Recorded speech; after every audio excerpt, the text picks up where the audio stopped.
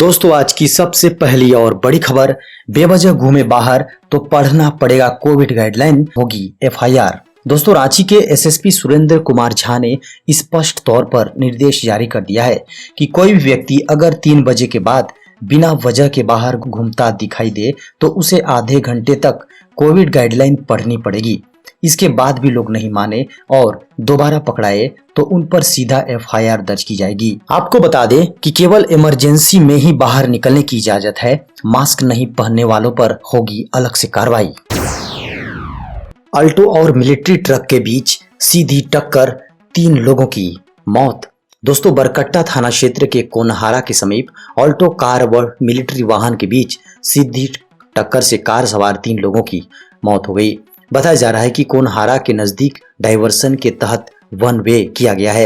एक ही सड़क से दोनों साइड की गाड़ी पार होती है। बरही की ओर से आती अल्टो कार व बगोदर की तरफ से आती मिलिट्री ट्रक के बीच टक्कर यहां हुई है। आपको बता दें कि मिलिट्री वाहन में ऑक्सीजन गैस सिलेंडर थे जो इमरजेंसी सेवा में जा रहे थे।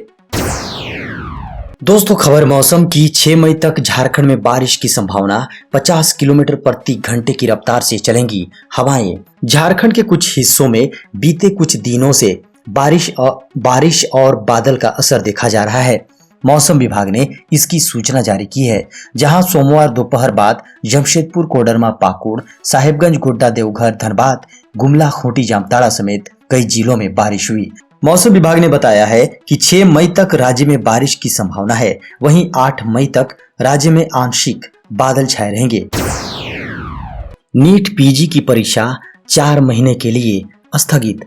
दोस्तों केंद्र सरकार ने सोमवार को घोषणा की है कि नीट की परीक्षा 4 महीने के लिए स्थगित कर दी गई है। पीएमओ के एक अधिकारी ने बताया कि कोविड-19 की स्थिति को देखते हुए यह निर्णय लिया गया है। पीएम नरेंद्र मोदी ने स्थिति की समीक्षा की, जिसमें उन्होंने पाया कि इस वक्त कोविड-19 से लड़ने के लिए काफी संख्या में मानव संसाधन की आवश्यकता है। बयान में कहा गया है कि इसके अलावा भी कई महत्वपूर्ण फैसले लिए गए हैं।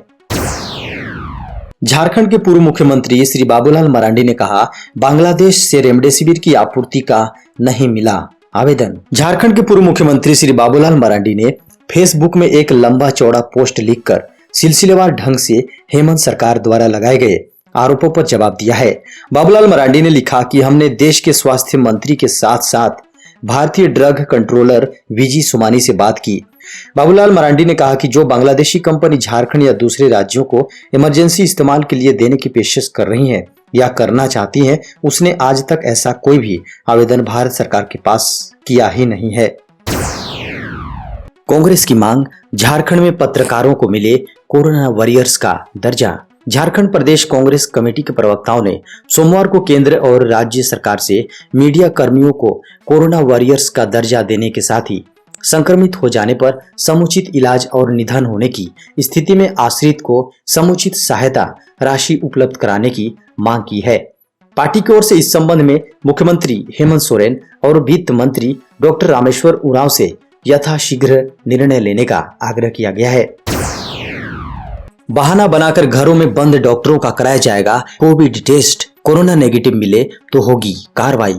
कोरोना महामारी के दौर में कोविड-19 मरीजों का इलाज न कराना पड़े, इसके लिए कई डॉक्टरों ने खुद को कोरोना संक्रमित बताया और होम आइसोलेशन में चले गए हैं, लेकिन प्रशासन को अभी तक कोई भी रिपोर्ट मुहैया नहीं कराई गई है। ऐसे डॉक्टरों की एक लिस्ट तैयार की गई है जिन्होंने अपने संक्रमित होने की जानकारी नोटिस के बाद दी है, लेकिन उन्होंने इसका कोई भी साक्ष्य अर्थात रिपोर्ट साझा नहीं की है, जिसे देखते हुए रांची उपायुक्त छवि रंजन ने एसडीओ रांची को यह निर्देश दिया है कि ऐसे डॉक्टरों का घर जाकर कोविड टेस्ट कराया जाए ताकि दूध का दूध और पानी का पानी हो सके। मेडिकल इंटर्न को भी कोविड ड्यूटी में लगाएगी सरकार, जीएनएम क्वालिफाइड नर्सों की भी लगेगी ड्यूटी। केंद्र सरकार ने यह फैसला किया है कि पारा मेडिकल और डॉक्टरी की पढ़ाई के अंतिम चरण वाले छात्रों को भी कोविड ड्यूटी में लगाया जाएगा। यह भी निर्णय लिया गया कि मेडिकल इंटर्न को भी कोविड ड्यूटी पर तैनात करने की अनुमति दी जाएगी, लेकिन इसके लिए उनके फैकल्टी का सुपरविजन जरूरी होगा। यह भी निर्णय लिया गया है कि एमबीबीएस के अंतिम वर्ष के छात्रों को टेली कंसल्टेशन और कोविड के माइल्ड केस की मॉनिटरिंग में लगाया जाएगा। इससे मौजूदा डॉक्टरों पर आया दबाव कुछ कम होगा। परिजनों ने चोरी छिपे दफनाया संक्रमित का शव, कब्र खोदकर कुत्तों ने निकाला शव। बोकारो जिले से एक हैरान कर देने वाला खबर सामने आ रही है। बोकारो के बेरमो में कोरोना संक्रमण से एक व्यक्ति की मौत हो गई। परिजनों ने शव को दफना दिया, कुत्तों ने कब्र को खोद लिया और शव नोचने लगे। स्थानीय लोगों की नजर इस पर पड़ गई। इलाके में लोगों की भीड़ इकट्ठा हो गई। लोगों ने संक्रमण फैल जाने की आशंका से खूब हंगामा किया। पुलिस के समझाने पर मामला शांत हुआ।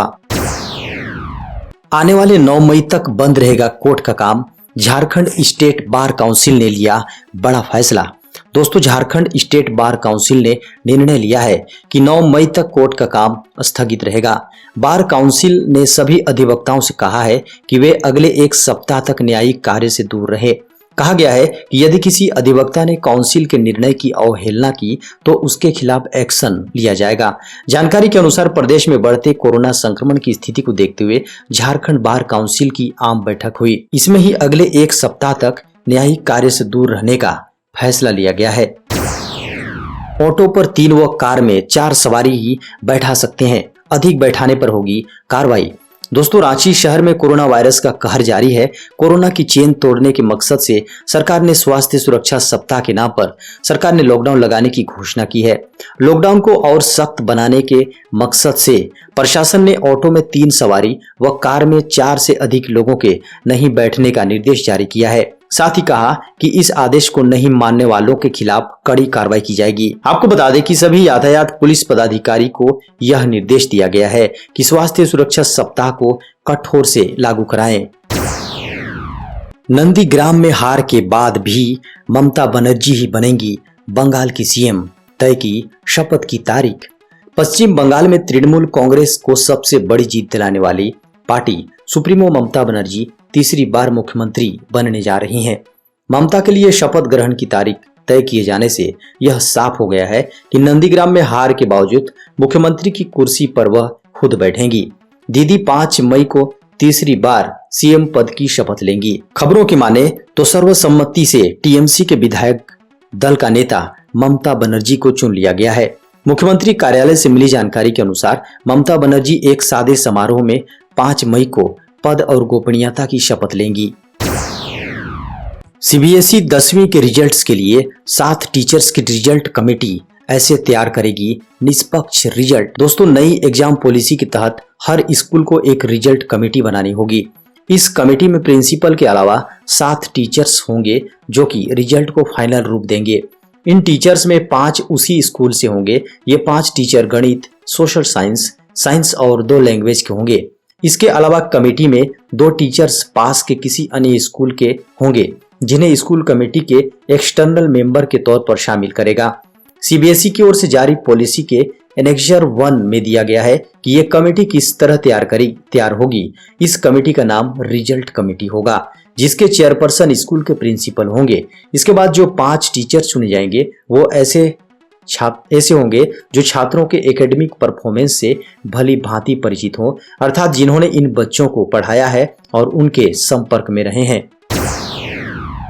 अगले 2 साल में सड़क निर्माण में 15 लाख करोड़ रुपए होंगे खर्च।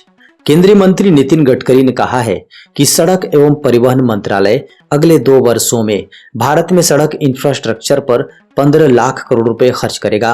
गडकरी ने बताया कि सरकार पहले ही सड़क निर्माण में 100% एफडीआई की अनुमति दे चुकी है, जिसके चलते विदेशी कंपनियां भी भारत में सड़क निर्माण रुचि दिखा रही हैं और अपनी बेहतरीन तकनीक से अच्छी सड़क बना रही हैं।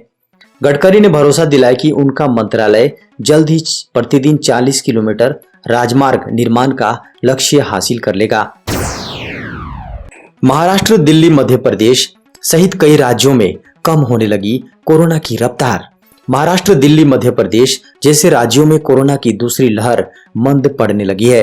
देश में सर्वाधिक कोरोना केस वाले राज्य महाराष्ट्र के तो 12 जिलों में संक्रमण में गिरावट आई है, लेकिन बिहार, हरियाणा, हिमाचल सहित कई राज्यों ने सरकार की चिंता बढ़ा दी है। स्वास्थ्य मंत्रालय के संयुक्त सचिव लव अग्रवाल ने सोमवार को प्रेस कॉन्फ्रेंस में कहा कि दिल्ली, मध्य प्रदेश, महाराष्ट्र जैसे राज्यों में कोरोना केसों में कमी आ रही है। छत्तीसगढ़, दिल्ली, गुजरात, झारखंड, लद्दाख, लक्षद्वीप, मध्य प्रदेश, महाराष्ट्र, पंजाब, तेलंगाना, उत्तर प्रदेश, उत्तराखंड, दमन और दीव में प्रतिदिन आने वाले कोरोना केसों में कमी के संकेत मिल रहे हैं। सुप्रीम कोर्ट ने कोविड-19 मूल्य नीति पर केंद्र को पुनः विचार का दिया निर्देश। सुप्रीम कोर्ट ने केंद्र को कोविड-19 मूल्य नीति पर फिर से गौर करने का निर्देश देते हुए कहा है कि पहली नजर में इससे लोक संस्था स्वास्थ्य के अधिकार के लिए हानिकारक नतीजे होंगे। न्यायमूर्ति डी.वाई. चंद्रचूड़, न्यायमूर्ति एल. नागेश्वर राव और न्यायमूर्ति एस. रविंद्र भट्ट की 3 सदस्यीय पीठ ने कहा कि आज की तारीख में निर्माताओं ने 2 अलग कीमतों का सुझाव दिया है। इसके तहत केंद्र के लिए कम कीमत और राज्य सरकारों को टीके की खरीद पर अधिक कीमत चुकानी होगी। सुप्रीम कोर्ट ने कहा कि राज्य सरकारों को प्रतिस्पर्धा को बढ़ावा देने और नए निर्माताओं को आकर्षित करने के नाम पर निर्माताओं के साथ बातचीत के लिए बाध्य करने से टीकाकरण वाले 18 से 44 साल के उम्र समूह के लोगों के लिए गंभीर नतीजे होंगे। टीकाकरण केंद्रों का पता लगाने के लिए जरूरी नहीं पंजीयन। टीका लगवाने वालों को अब अपने नजदीक वैक्सीन केंद्र की जानकारी लेने के लिए पंजीयन की अनिवार्यता नहीं रहेगी। कोई भी व्यक्ति पिन कोड या अपने जिले का नाम डालकर वैक्सीन केंद्रों को पूरी जानकारी ले सकता है। सरकार ने कोविन वेबसाइट पर तकनीकी बदलाव किया है। अब पोर्टल पर पिन कोड या अपने जिले का नाम डालने के बाद सरकारी और निजी दोनों केंद्र दिखाई देंगे। केंद्रों पर वैक्सीन देने की क्षमता के बारे में भी पता चल जाएगा। मजदूर की पत्नी ने भाजपा के टिकट पर जीता चुनाव, देश भर में चर्चा का विषय। पश्चिम बंगाल के बांकुड़ा जिले के अंतर्गत आने वाली सालतोरा विधानसभा सीट से जीत दर्ज कर मजदूर की पत्नी चंदना बावरी ने इतिहास रच दिया है। बीजेपी के टिकट से चुनाव लड़ी चंदना का मुकाबला टीएमसी के संतोष मॉडल से था। इस मुकाबले में चंदना ने 4000 से अधिक 4000 से अधिक वोटों से संतोष मॉडल को हरा दिया। चंदना को 42,167 वोट मिले, जबकि संतोष को 38,393 वोट मिले। चंदना की यह जीत इसलिए भी खास है क्योंकि वह एक बेहद गरीब परिवार से आती है। संपत्ति के नाम पर उनके पास 3 बकरियां, 3 गायें और 1 झोपड़ी है। उनके घर में टॉयलेट तक नहीं है। उनके पति एक दिहाड़ी मजदूर हैं जो रोजाना सिर्फ 400 रुपए कमा पाते हैं।